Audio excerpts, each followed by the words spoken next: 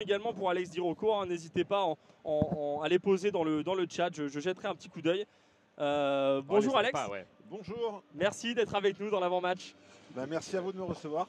C'est un plaisir, donc tu viens dans cet avant-match dans la lignée des anciens qu'on a déjà reçus cette saison, hein, Carlos Lopez, Gaël Sanz, Frédéric Danjou. Peut-être première question Alex, qu'est-ce que tu deviens? Ta carrière s'est terminée je crois en 2003, qu'est-ce que tu as fait? Quelle a été ta reconversion? Parle-nous un peu de l'après. L'après, c'est très simple. Hein. J'ai profité un petit peu de la vie pendant 2 ans. Et puis après, j'ai bossé dans le monde de la défiscalisation immobilière parce que j'avais un ami qui était promoteur immobilier. Et puis, chemin faisant, puisque j'avais été CGPI à une période de ma vie, je suis rentré dans le monde des assurances. Et aujourd'hui, je suis Swiss Life en tant que directeur régional. Donc, je m'occupe...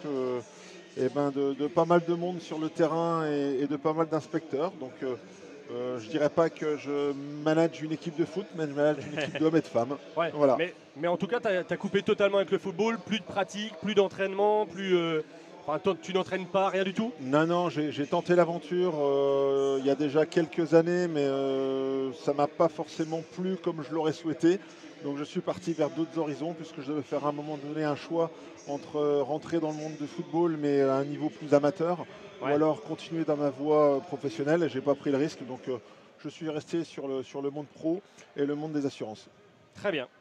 Pas trop difficile donc de couper parce qu'on sait qu'il y en a justement, c'est ça, hein, c'est compliqué cette rupture entre le monde professionnel et puis après la vie on va dire active. Non, parce que j'ai eu la chance, moi, d'avoir un mentor qui m'a mis dedans dès que j'avais 18 ans. Donc j'avais une idée derrière la tête dès le départ qui était de prendre sa suite. Bon, ça ne s'est pas fait pour diverses raisons.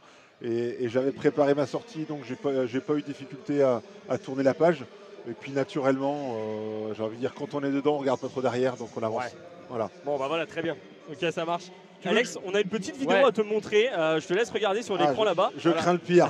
non, ça va, c'est que du positif. Monnier, c'est assez tendu la tête. Bon, la qualité n'est pas incroyable. Très loin, c'est pas terminé, Bradja. Oui, on écarte bien, il n'y a pas en jeu avec de la Catini qui a laissé filer pour Monnier, sortie de Coupet. Il n'y a pas en jeu. Second but marqué par Di Rocco. Oui, quelle action encore de la formation de 3 qui a très bien joué le coup. On voit ce ballon sur le côté de la Catini qui laisse filer, regardez s'il n'était pas hors jeu. Pas hors jeu.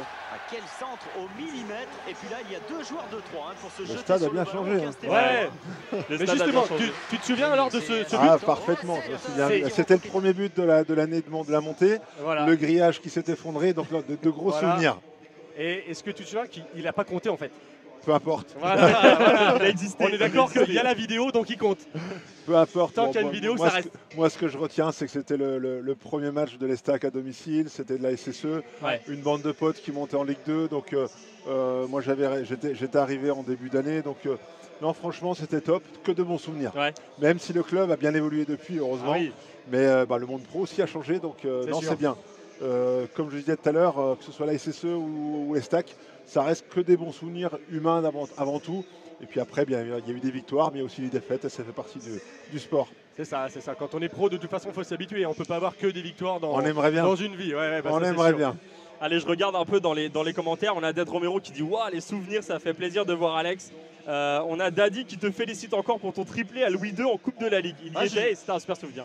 Justement, hein, c'était une question. Ce jour-là, il y a quand même Thierry Henry en face, Sonny Anderson, tu as des Lamouchi, et puis tu as Alex Di Rocco qui plante un triplé. On arrive à garder la tête sur les épaules après ça ou... Ouais, bien sûr. C'était un match, bon, on l'a perdu, donc c'est vrai qu'on garde des bons pas souvenirs dit ça. que quand on gagne. Faut pas le dire ça. J'ai vécu la même chose avec Sedan. Quand on perd, on retient moins de choses.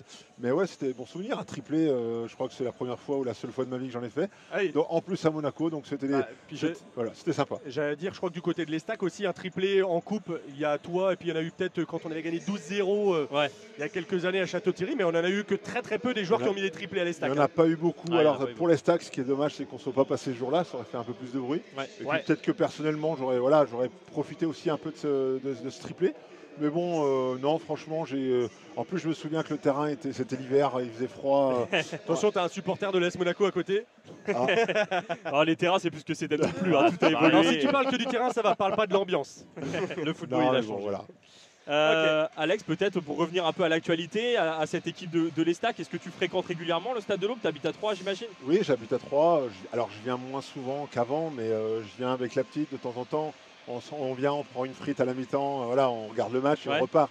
Alors après, on me posait la question tout à l'heure sur d'autres clubs, mais c'est vrai que même si City est là, le financier est hyper important dans le football aujourd'hui.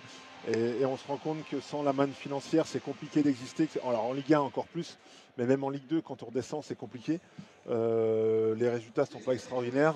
J'espère juste qu'aujourd'hui, ils vont réussir à prendre les 3 points parce qu'ils en ont besoin. Et même si devant, Saint-Etienne aussi galope et veut les 3 points également.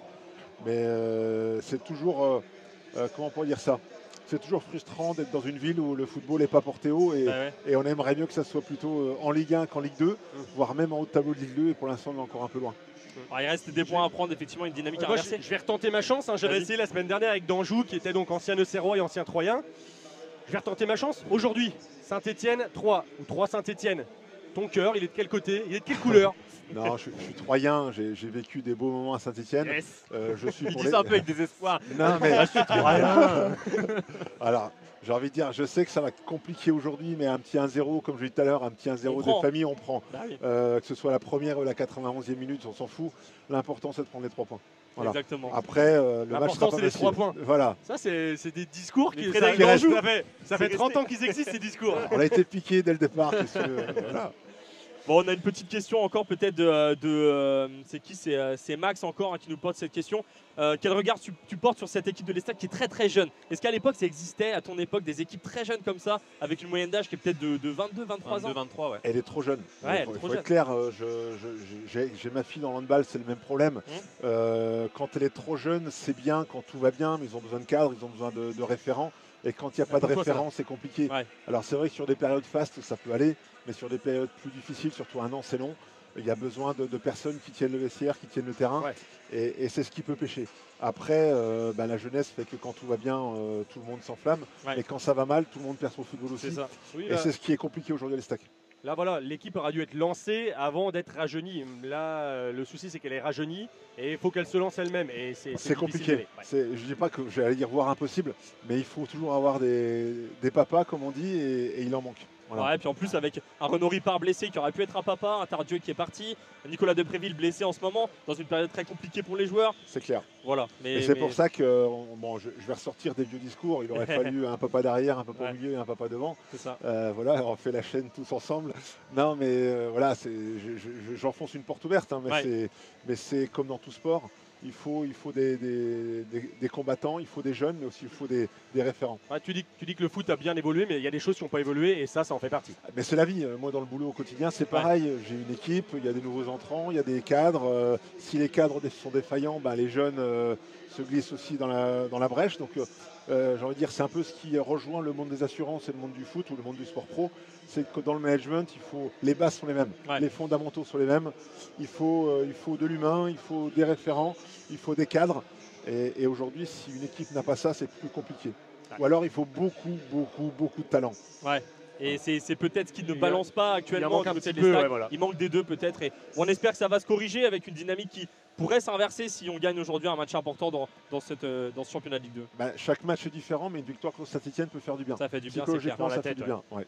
Merci Alex d'avoir été avec nous, c'était un vrai plaisir. Merci de m'avoir accueilli et puis bon match à vous. Merci, Merci. également, à bientôt Alex. Au revoir. Repasse quand tu veux. En général, je suis plutôt caché là-haut, mais Discrètement. On se verra au stade, sans souci. merci. En tout cas, merci. Voilà Alex Dirocco, donc ancien joueur de l'Estac, de l'AS Saint-Etienne également. De l'attaque. De l'attaque, c'est vrai, de l'attaque. Merci à vous pour vos questions, en tout cas dans le chat.